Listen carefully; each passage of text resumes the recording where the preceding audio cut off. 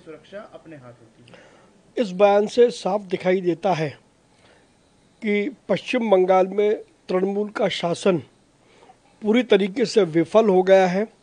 ममता बनर्जी और उनके सारे सहयोगी विफल हो गए हैं।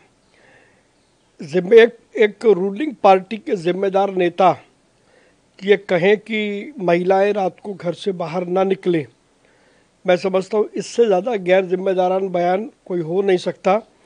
वो ये बता रहे हैं कि वो महिलाओं की सुरक्षा नहीं कर सकते, और अगर वो महिलाओं की सुरक्षा नहीं कर सकते तो एक महिला होकर के भी तो फिर मुख्यमंत्री ममता बनर्जी को अपने पद से तुरंत इस्तीफा दे देना चाहिए। ये बयान उस पार्टी के मानसिक दिवालियेपन का एक जीता जागता सबूत है। प्रोफेसर की आत्महत्या में संगठन के सदस्यों पर जो यौन शोषण के आरोप लगे हैं, इसकी गहन जांच होनी चाहिए। देखिए, राष्ट्रीय स्वयंसेवक संघ की प्रतिबद्धता पर और उसकी देशभक्ति पर कोई व्यक्ति संदेह नहीं कर सकता, और हम सब कार्यकर्ताओं को गर्व है कि हम राष्ट्रीय स्वयंसेवक संघ के स्वयंसेवक हैं।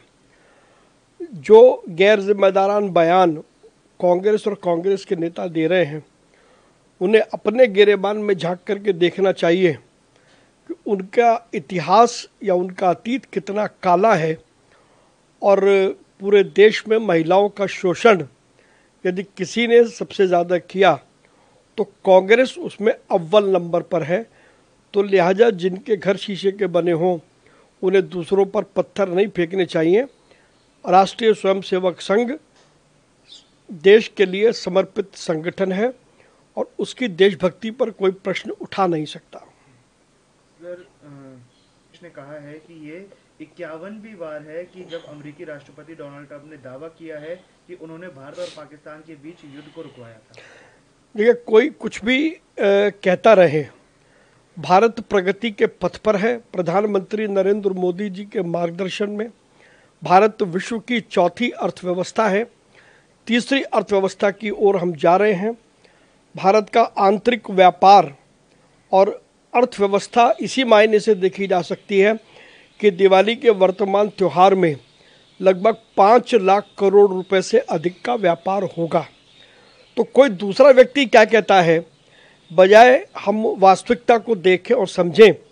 लेकिन कांग्रेस के नेता इस वास्तविकता को इसलिए नहीं देखेंगे क्योंकि वो देखना नहीं चाहते कि भारत प्रधानमंत्री नरेंद्र मोदी जी के नेतृत्व में प्रगति के पथ पर अग्रसर है।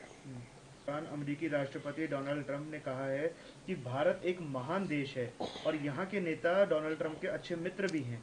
उन्होंने शानदार काम किया है, और साथ ही डोनाल्ड ट्रंप ने कहा है कि भारत और पाकिस्तान अब दोनों शांति से रहेंगे। देखिए, प्रेसिडेंट ट्रंप ने भारत और भारत के नेताओं के विषय में जो कुछ कहा वो निश्चित रूप से सत्य है, और भारत भी अमेरिका का पूरा सम्मान करता है।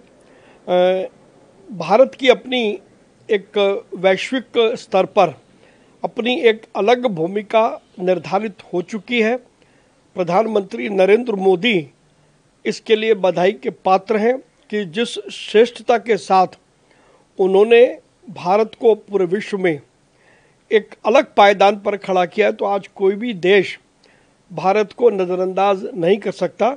ये बहुत बड़ी उपलब्धि है कि केवल मात्र 11 वर्षों के कार्यकाल में भारत को फर्श से अर्श पर ले जाना, ये प्रधानमंत्री नरेंद्र मोदी का कमाल है। की जो पहचान करने का आदेश चुनाव आयोग की तरफ से दिया गया था, इस पर समाजवादी पार्टी ने इस आदेश को वापस लेने की मांग की है, क्योंकि समाजवादी पार्टी इसी बुर्के की आड़ में और फर्जी वोटिंग कराती थी। और अगर उनको निष्पक्ष चुनाव से एतराज क्यों है, और जहाँ तक चुनाव आयोग का जो निर्णय है वो सबको मान्य है और उसका पूरा पालन होना चाहिए। वीके न्यूज़, राष्ट्र के नाम।